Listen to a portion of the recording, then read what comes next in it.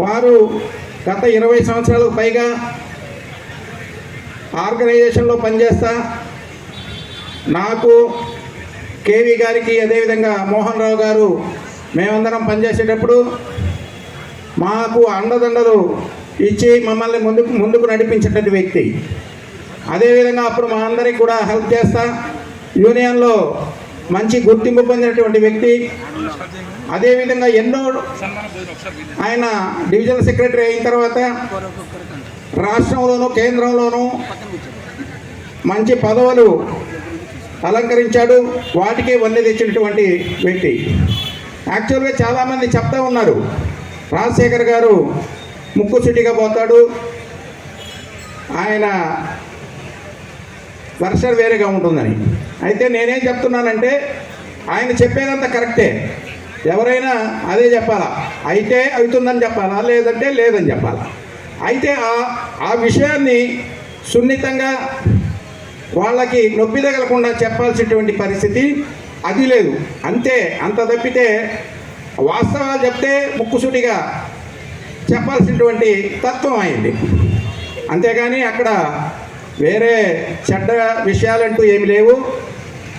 మోసపు మాటలు చెప్పి అది చేపిస్తాం, ఇది చేపిస్తాము, లేదా రేపు రండి, ఎల్లుండి రండి, లేదా ఏదో ఒక విషయం మభ్యపెట్టి మెంబర్స్ని మభ్యపెట్టడం అనేటువంటిది ఆయనకి నచ్చనటువంటి విషయం. అంటే లౌక్యంగా పోవటం అనేటువంటిది కొద్దిగా లేదు, అంతే. అందుకు తప్పితే అక్కడ వేరే విషయం అంటూ ఏమీ లేదు. కాబట్టి రాజశేఖర్ గారు అంటే నాకు తెలిసి ఆయన కందుకూరు అకౌంటెంట్గా చేశారు. అప్పటి నుంచి కూడా మేమందరం కలిసి పనిచేసాము ఆర్గనైజేషన్లో. మంచి హెల్ప్గా మా అందరికి కూడా ఆయన చేసి యూనియన్లో మంచి పేరు ప్రఖ్యాతలు తెచ్చుకున్నటువంటి వ్యక్తి. అయితే ఇక మన అజయ్ గారు, అదేవిధంగా దస్తగిరి భాషా గారు, వారి గురించి పూర్తిగా నాకు తెలియదు. కొంతవరకే వాళ్ళు నాకు పరిచయం. ఎందుకంటే నేను ఈ ఒంగోలు ఏరియాలో పనిచేయలే, అంత కందుకూరే, నా సర్వీస్ అంతా కందుకూరే. అయితే వాళ్ళు కూడా అజయ్ గారు బాగా పరిచయం. ఇక్కడికి వచ్చినప్పుడల్లా ఆయనతో మాట్లాడుతూ ఉంటాము. మంచి వ్యక్తి. అదేవిధంగా దస్తగిరి భాషా గారి సంగతి చెప్పాల్సిన అవసరం లేదు. ఆయన మాటకు ముందు నవ్వు, తర్వాత నవ్వు.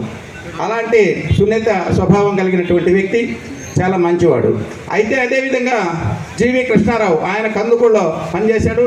అదేవిధంగా ఓళ్ళపాడు, అన్ని చోట్ల పనిచేశాడు. చాలా సున్నితమైనటువంటి వ్యక్తి. ఆయన ఎప్పుడు భయపడతాడు. నేను కూడా ఆయన చూసి భయపడేవాడిని. ఎక్కడ ఏ సమస్యలో ఇరుక్కుంటాడో అని. ఆయన రిటైర్ అయిన దాకా కూడా నేను ఆయన గురించి భయపడుతూ ఉండేవాడిని. ఈరోజు ఇప్పుడు ఉన్నటువంటి కొత్త ఈ 10 సంవత్సరాల తర్వాత కాలంలో మన డిపార్ట్మెంట్లో ఒక వింత పోకడ జరుగుతూ ఉంది. ఎవరైనా ఏదైనా ఒక ఫ్రాడ్లో ఇరుక్కుంటే రిలేటెడ్ లేనటువంటి వ్యక్తి వాళ్ళందరినీ అప్ టు రిటైర్మెంట్ దాకా తీసుకొచ్చి వాళ్ళకి సంబంధం లేని వ్యక్తులకి ఏదైతే ఫ్రాడ్లో జరిగిన అమౌంట్ని షేర్స్గా వేసేటువంటి ప్రక్రియ ఈ మధ్యకాలంలో కొనసాగుతూ ఉంది. 5 సంవత్సరాలు 10 సంవత్సరాల ముందు నుంచి కూడా అప్ టు రిటైర్మెంట్ తీసుకొచ్చి మీరు అమౌంట్ కట్టండి, లేకపోతే మీ బెనిఫిట్స్ రావు అనేటువంటి పరిస్థితి జరుగుతూ ఉంది. ఇప్పుడు గతంలో నేను గత 30-40 సంవత్సరాల నుంచి కూడా నేను ఎప్పుడు అలాంటి సంఘటనలు ఎదుర్కోవాలి. కాబట్టి ఈరోజు యాక్చువల్గా చాలా ఫ్రాడ్స్ జరుగుతూ ఉన్నాయి. గతంలో లేవు ఇంత ఫ్రాడ్స్. భయపడేవాడు, ఫ్రాడ్ అంటే భయపడేవాళ్ళు. అప్పుడున్న పరిస్థితులు అంతా చాలా వేరుగా ఉండే, ఈరోజు ఉన్న పరిస్థితులు వేరుగా ఉన్నాయి. అలాంటి పరిస్థితుల్లో ఈరోజు మన సోదరులు మంచి వాతావరణంలో ఎలాంటి సమస్యలు లేకుండా బ్రహ్మాండంగా నీట్గా రిటైర్ అవుతున్నారంటే అది వాళ్ళ అదృష్టంగా నేను భావిస్తూ ఉన్నా. ఈరోజు పరిస్థితి మామూలుగా లేదు. వర్క్ కండిషన్స్ కానీ, బిజినెస్ టార్గెట్స్ కానీ, అన్ని వర్క్ ప్రెషర్ ఇప్పుడు చాలా ఎక్కువైపోయింది. గతంలో ఇంత ఒక 20 years బ్యాక్ అయితే ఇంత ఉండేది కాదు. కాబట్టి మన వాళ్ళందరూ కూడా సవ్యంగా రిటైర్ కావడం, ఎలాంటి సమస్యలు లేకుండా రిటైర్ కావడం అనేటువంటిది చాలా మంచి శుభ పరిణామము. ఈ అందరికీ రాబోయే రోజుల్లో నాకు తెలిసి ఈ బ్యాచ్ ఇంకా తక్కువ మంది ఉంటారు, ఏదో కొద్ది లిమిటెడ్ మెంబర్స్. మళ్ళీ ఒక 20 years దాకా రిటైర్మెంట్సే ఉండవు, అంత కొత్త బ్యాచ్ వచ్చారు. ఇప్పుడు లాస్ట్లో నాకు తెలిసి రాజశేఖర్ తర్వాత ఇంకా రవీంద్ర బాబు అలాంటి వాళ్ళు ఎవరో 2-3 ఉన్నారు. తర్వాత మళ్ళీ 20 years దాకా రిటైర్మెంట్సే లేవు. కాబట్టి ఇవే మనం లాస్ట్లో జరుపుకునేటువంటి రిటైర్మెంట్స్. అంతేకాకుండా ఈరోజు 4 వ్యక్తులు ఒకే వేదిక మీద ఉంటాం, వేరు యూనియన్లు ఉన్నటువంటి వ్యక్తులు ఉండటం ఇది చాలా మంచి శుభ పరిణామం. గతంలో ఎప్పుడు జరగలేదు, ఈరోజు జరుగుతూ ఉంది. నా రిటైర్మెంట్కి మన సాదిక్ గారు వచ్చారు, బ్రహ్మాండంగా జరిగింది. మరొకసారి ఆయన ఆ కార్యక్రమానికి వచ్చినందుకు మరొకసారి ఆయనకి అభినందనలు తెలియజేస్తా ఉన్నా. అదేవిధంగా ఈ నలుగురు కూడా రాబోయే రోజుల్లో మంచి ఆరోగ్యం కావాలా. జనాలు చాలామంది ఏం చెబుతారంటే ఐశ్వర్యం కావాలంటాడు. ఐశ్వర్యం ఎట్టా రాదు, ఎందుకంటే వీళ్ళే వ్యాపారం చేయరు, వేరే కార్యక్రమాలు చేసేటువంటి అవకాశం ఉండదు. ఎందుకంటే వచ్చే పెన్షను వచ్చిన అమౌంట్కి వచ్చేటువంటి ఇంట్రెస్ట్ తప్పితే ఇంకా ఎక్స్ట్రా వచ్చేది ఏమి ఉండదు.